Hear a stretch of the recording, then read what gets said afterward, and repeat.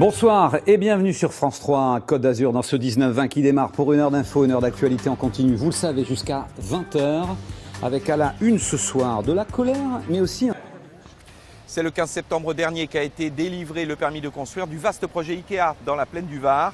Un projet dénoncé par une association de commerçants qui entend déposer un recours avant le 15 novembre prochain devant la Cour administrative d'appel de Marseille. Selon eux, le projet ne présente pas de garantie suffisante, notamment en termes de sécurité. Voyez ce reportage de Yannick Fournigaud et Alexandre Tabat.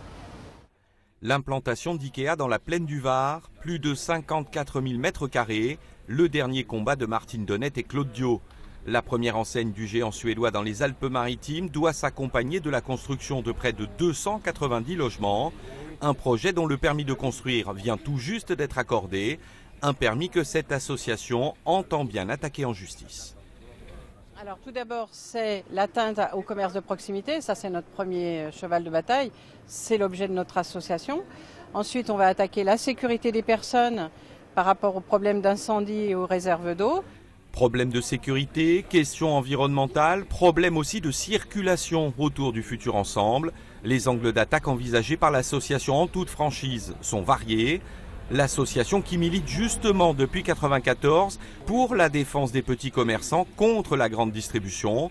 À son actif depuis sa création, plus de 200 procédures engagées. Ce recours contre IKEA sera son premier combat contre le géant de l'ameublement.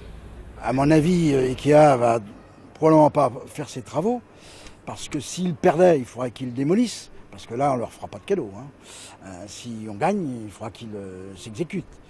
Et pour les avoir rencontrés, je pense pas qu'ils vont entreprendre un tel investissement sans avoir l'assurance que leur permis est valide. Ce mardi, Martine Donnette et Claude Dio ont été reçus par la direction de l'urbanisme de la ville de Nice. 2 heures de réunion polie qui n'ont pas entamé l'esprit combatif de ces deux militants, bien décidés à poursuivre leur combat. Allez, avant de se quitter.